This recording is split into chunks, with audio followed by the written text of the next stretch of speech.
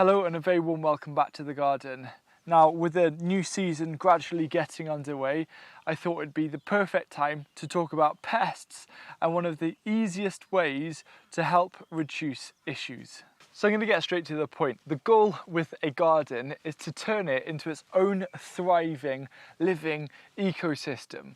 And you're after a pest-predator balance. The pests being things like cabbage white butterflies and aphids and flea beetles. But the predators being beneficial insects such as hoverflies, parasitic wasps, and one of my favourites, ladybirds. Something that might actually shock you is that in order to have a healthy garden, you actually need some pests. As a permaculturalist, I believe in working in harmony with nature, and that actually a garden is one of the bridges between modern civilization and the natural world. Nature is quite delicate and it's all about lots of different balances, and one small change can actually create quite a large impact. And for our gardens, instead of trying to prevent certain things from entering the garden, which can actually lead to a build-up of issues, for me, it's actually about welcoming a little bit of everything. The way I approach pest management in the garden is actually on a supply and demand basis. So if there are no pests in the garden, there's no demand for the predators to be here, and that reduces their population, which means if an outbreak then happens, you don't have the predators around to try and help you.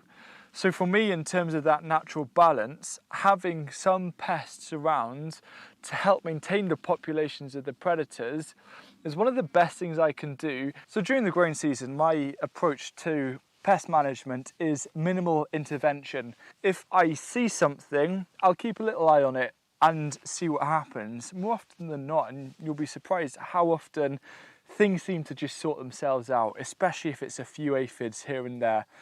But if something does feel quite a bit out of balance, and then that momentum is increasing, that's when you can absolutely intervene.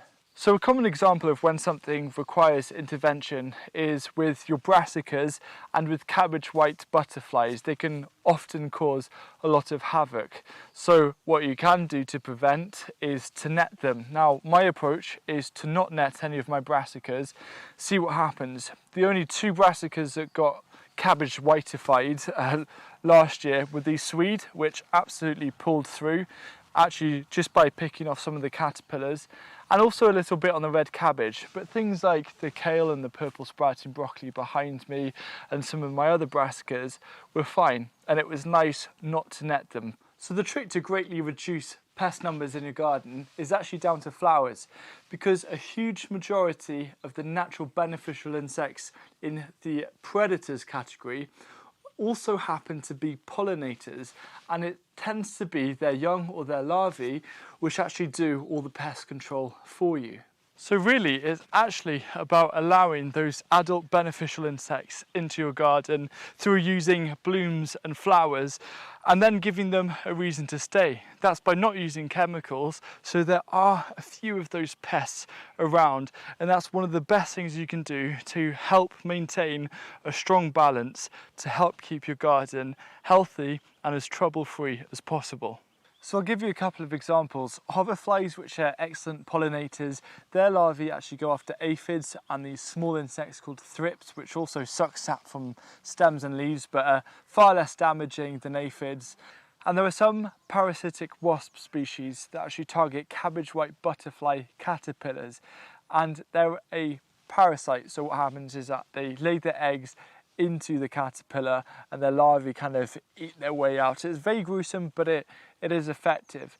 Now, it's not going to completely change everything, but for me, how I approach it is every little helps. I know that's definitely trademarked by some supermarket chain, but in terms of the garden, every little bit does help and it does add up. I actually see pests and diseases as quite a useful tool to show me what I'm doing right and perhaps what could be improved in the garden, because all they are really is nature's way of weeding out the weak. Pests and diseases always target the weakest plants. I just wanted to show you a quick example in the polycrop. So this kale plant behind me is covered with greenfly. In fact, it has been all through winter, and we've left them in place to see if they would spread. But they've only stayed on that very single plant. There's plenty of sources all around here where greenfly could take hold of. There's nasturtiums, there's Swiss chard, there's all sorts of other kale and brassicas. But it's a perfect demonstration how pests like to just focus on the weakest of plants. So very often, if you actually see pests concentrated on a single plant where there might be quite a few of a crop, the best way is just to pull it out. I'm now going to quickly rattle through a list of around 8 really good, and they're all edible, herbs, flowers and weeds that are particularly suited for attracting those beneficial predators to the garden. And I'll start with one that I'm right next to here, especially earlier on in the season. These are pak choi flowers, but any brassica flower, for instance. So kale, pak choi, turnips, swede, they all work so well at bringing in lots of pollinators and beneficial insects.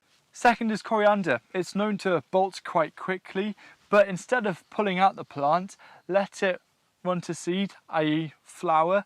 The flowers are so beautiful and delicate, and they are really good at attracting many pollinators. It also looks wonderful, but it requires staking. However, I'd also recommend just to let them run to seed anyway, because I think my favourite thing about coriander is actually the juicy green coriander seeds. They're an absolute delicacy.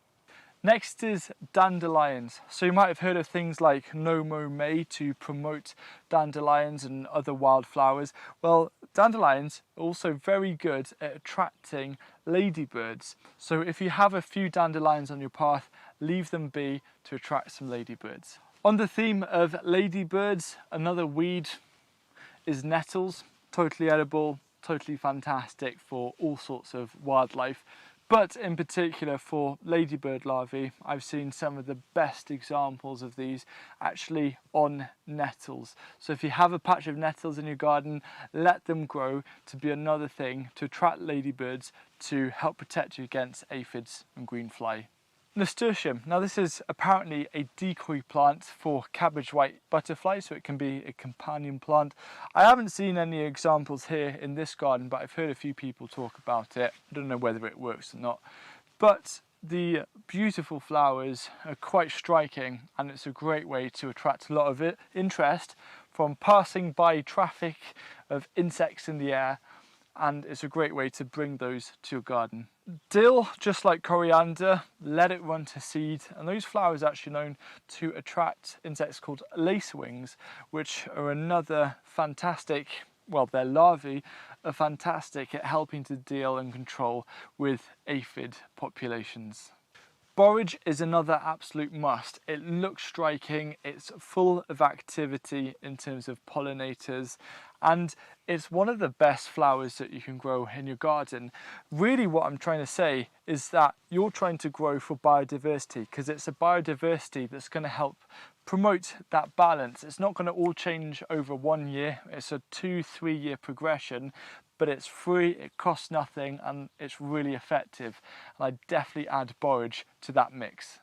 If you watch this channel, you probably know that I'm also going to mention leeks for their flowers, and also onion flowers, chives as well. All of these allium flowers are so good for attracting beneficial insects to the garden. Now, ultimately, any flower which attracts beneficial insects to the garden is going to help you really create that nice pest predator balance. Really, this natural method of pest control couldn't be simpler. It's about having all sorts of different flowers in and around your garden to attract that biodiversity. And it's kind of, for me, it's at the heart of what really helps make a garden thrive. One pest I haven't spoken about, but I know I'll get some comments, is slugs. So I want to point you to this video, which actually towards the end of it shows you the world's easiest way, it costs you absolutely nothing at all, to really and significantly reduce slug numbers in your garden. And now is the perfect time to do it before the new season properly kicks off.